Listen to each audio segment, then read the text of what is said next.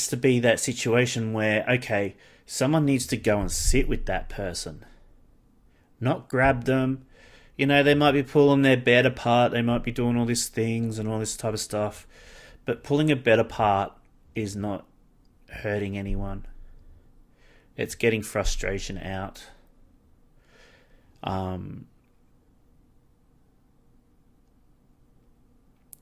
What I guess that there needs to be a different approach, because when you're talking about restraining someone, it's a real punitive way of preventing someone from doing something. So, my personal approach is to just talk with the person. What's going on? You know, what are you upset about? Talk to me. You know, I'm here to listen to you. It's a hospital. You got staff there. We need to get out of this model of nurses just writing constant case note after case note after case note after case note, 30 pages long, in order to fulfill legal obligations, which can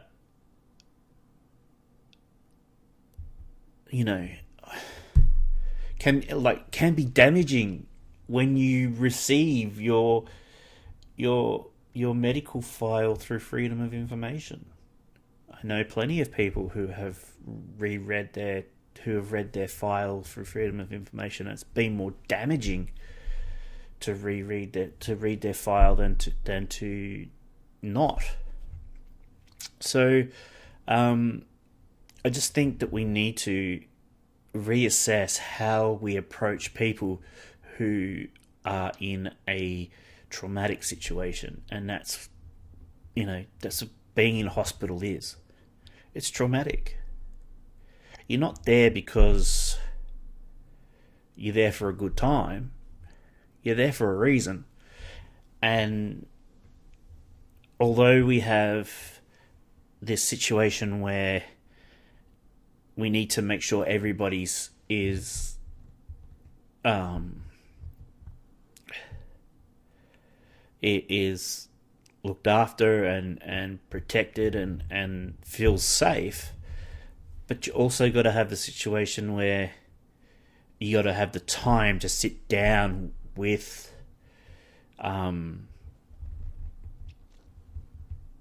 patients to sort these problems out.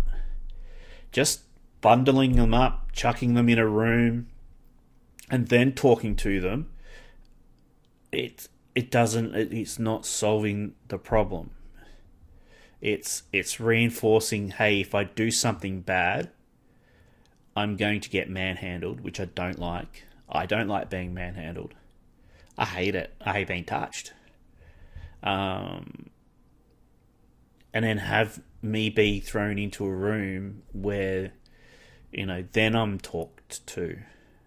There needs to be ongoing debate about how we can change the situation within the hospital system. And it's not only within the hospital system; it's within the policing as well. We all saw that guy in Preston who his psychologist called a welfare check on him, and that ended very badly. What do the police have that is so important? What have they got to do other than make sure that this man's okay? What's more important than just sitting down and talking to the guy?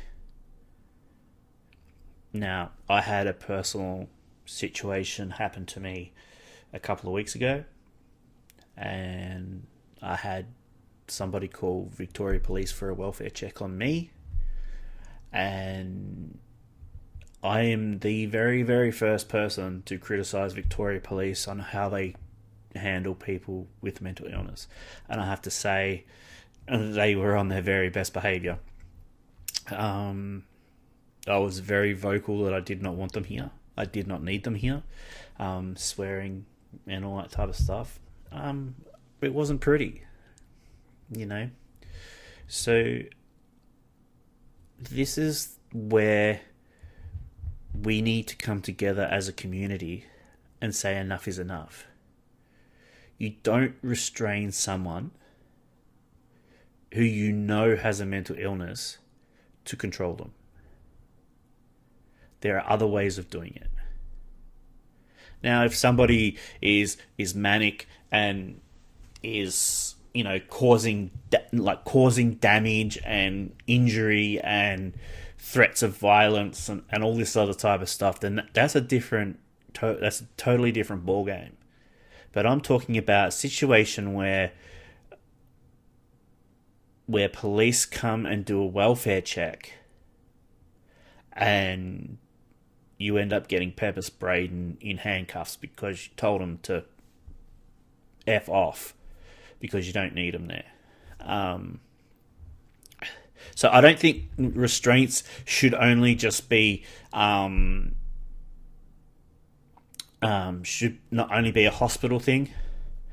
I think it should be a policing thing. Do the police really have something that's more important when they're called out to a welfare check and the person is not threatening, just doesn't want them to be there? Do the police really need to threaten to knock down their door? Why not just sit with them? You know, the guy is in the house behind a locked screen door. The police could have just sat on the step and spoken to him. And I guess that's what happened to me. They came into the backyard because no one answered the front door. And my bedroom window is the first one that they come across. And here's me thinking someone's trying to break into my backyard. And I'm yelling and screaming and ready to go out there with, you know, with what have me. And I realize it's the police. And he just stood there and spoke to me through the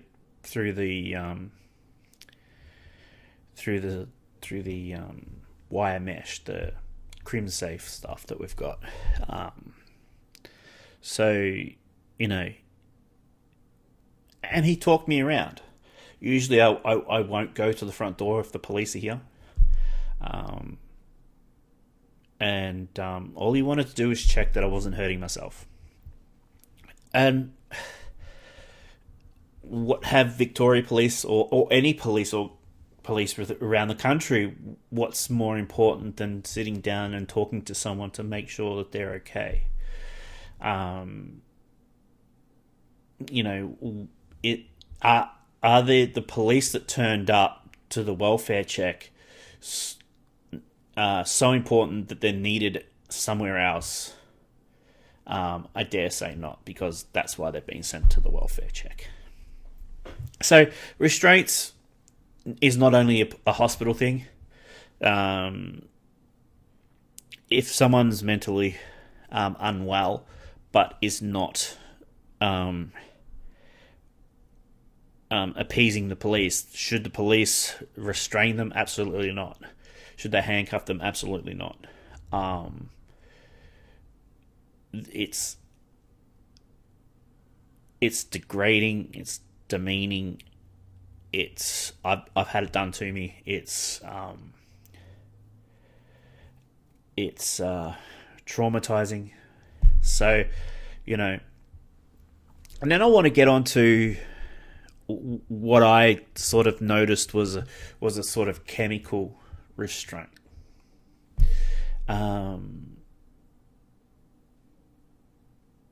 You know, I would turn up one day to work, and I would see someone and they were very unwell.